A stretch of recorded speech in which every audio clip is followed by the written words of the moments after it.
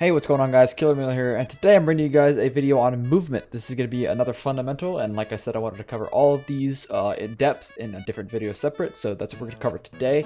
And just kind of as the intro, the big things we're covering today are the run speeds and how different guns affect that, all that good stuff. Strafing, which is probably one of the more important things, and then crouching, and all the things that go along with that, how it affects your spray, and things of that nature. So yeah, let's go ahead and jump straight into it. One of the first and most important things to address is very simply your different walk speeds with different weapons and how those things affect the way you play and things like that.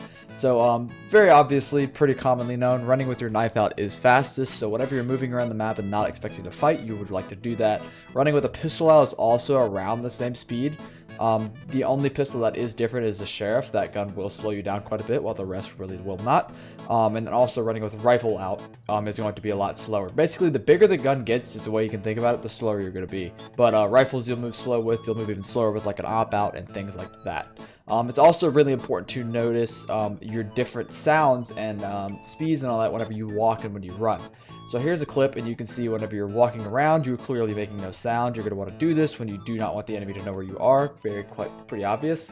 It's also really important to know, I actually didn't figure this out until like semi-recently, is whenever you're running, there's actually a circle around your character on your minimap, and you can pay attention to that to really see how loud you're being, so you can really know when you're able to run, when you can't, and you'll start to learn timings like this and things of that nature over the course of your gameplay and the time that you play the game. One of the other more important parts of movement is going to be called strafing. So a strafe is basically whenever you're moving in the air. So a lot of common new players really just hold W when they jump, and they try to move to the right basically with just their mouse or just their movement keys, etc. So the real way to strafe is going to be wherever you move, whichever direction you're trying to go in. So let's say, for example, you're going right. You're going to move your mouse to the right side of your screen, or just to the right, and you're also going to hold the D key, or whatever your movement key is that moves you to the right, which in this case is WASD, as most people will be, and then vice versa. Whenever you're trying to move yourself to the left, you're trying to strafe to the left, you're going to hold W, and you're going to just or not hold W, excuse me, you're going to hold the A key, and you're going to strafe all the way to the left. Now, it's also important to know while you're in the air to let go of the W key, because that's going to mess up your movement, and it's going to mess up your strafe. But that is basically the general gist of how you strafe. Now, there's another fancy trick in this game called B-hopping that originated from Counter-Strike, and that is basically where you string multiple strafe jumps together to gain movement slash keep yourself in the air and off the ground as much as possible. Now, in this game's bunny hopping, or B-hopping for short, is not quite as useful as in CS, at least for speed purposes, because in Counter-Strike you can use it to actually gain speed. But what's actually, you can't really gain speed in this game, but you can use it to your advantage to get through utility.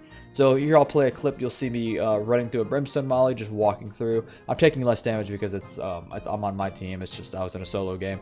And you'll see the damage I take, and then I'll play another clip where you'll see me hopping through that molly, and you'll see that I actually take less damage. So this could be really useful to get yourself out of sticky situations like that, for example, if you're in a Molotov. It also works through a Sage slow, where until you land in that slow, in that debuff we'll call it, you actually won't gain the effects of it. So like I said, back to the B-hopping when I'm going through the Molotov, you'll notice I do, even once I land, I keep taking damage, but until I actually hit the ground, I don't take a lick of damage, which is really useful because, like I said, that effect that applies to Sage slow, brimstone molly, anything else that might actually damage you on the ground. So that's really useful to know. So even though B-hopping doesn't give you direct faster speed, you can't just move through the game faster as like you could with just holding your walk key or your sprint key like W, but you can use it to actually maneuver yourself through obstacles quicker. So here I'll play a clip where I'm going through Haven Garage, and you'll see me just jumping up into a window and then walking out. You can kind of note the speed on that. And here I'll play another clip where it shows me actually bunny hopping up these up the obstacles in order to get there quicker. So even though this is a niche, it can be useful, and it can get you through any part of any map where there's a lot of obstacles that require a lot of jumping. And if you can get this down, you can kind of learn how to get through those things quicker. Outside of shooting, counter-strafing can also be used just to get information. This is used very, very commonly at high levels of play, and even towards mid levels of play is when it starts getting really used and used properly. So here I'll play a clip of me where I just shoulder peek is what it's called, like long C on Haven. And while there's not actually an enemy there, that's a clip, it's just me in the game by myself. The idea would stand that if I wanted to see if there's an enemy there, I could actually check it without putting myself in danger. Now, you need to be careful with how much you shoulder peek and how you do it to them. Because if you shoulder peek, if you show too much of yourself, that does leave you in a spot to actually take a shot and potentially an op shot, which could get you killed. But if you do it properly, if you properly shoulder peek an angle, you can safely get info and safely, you know, like not die or not take a shot at all while you do so. And if you do it quick enough, you'll be able to actually get that information, and you'll be able to do it quickly enough to where you'll never actually get unlucky timing on yourself to where they might push into your position. Now, in the position that I'm playing, that's not going to happen, but for example, like Garage, maybe if you're jiggle peeking every 5 seconds, you could get really unlucky timing where for that 5 seconds, they sneak past your jiggle peek and then sneak up through C and potentially kill your teammate or catch you off guard. So if you do it quickly enough, you'll actually always be able to catch that info.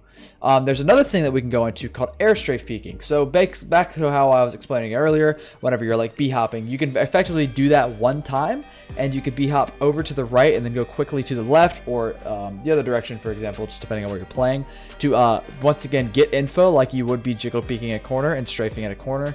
And it's going to be even safer because of how fast you're moving. This is really good if you know an opper is holding an angle, and you can really bait out a shot because it's a very short time for them to actually hit you that pretty much nobody will be able to react to, but you will still get the information that they're there. So this is another very key thing to keep in mind.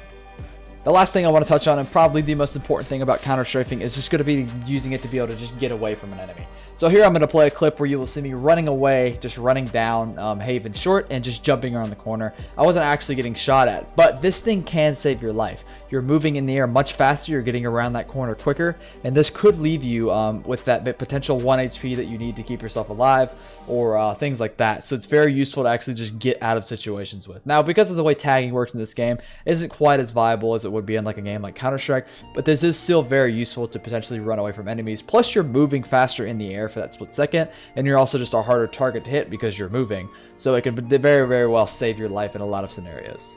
Last and most certainly not least is going to be crouching. So while crouching is not a direct movement option for you because you're not going to really ever just be crouch moving around a corner, while yeah, there's some niche examples, but we're not going to get into that because it's not very important. It is very important to how it works into your gun mechanics and your spray control. So you are more accurate while you are crouching and spraying. But this becomes a very common misconception that you should always crouch spray because it's very inconsistent, especially for newer players. So here's this clip of me crouch spraying and just showing that it's how it is accurate, more accurate when you're spraying, when you're crouching, your spray is. But keep in mind how very negligible this thing is. It's not going to be make or break for you should definitely be crouch spraying at all times.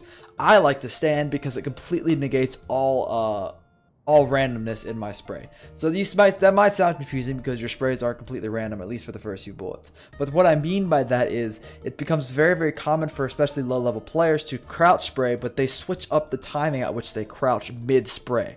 So sometimes, here I'll play a clip where you can see, sometimes you'll crouch and instantly spray, sometimes you'll spray at the first few bullets, or sometimes you'll crouch from the first few bullets, sometimes you'll crouch from the last few.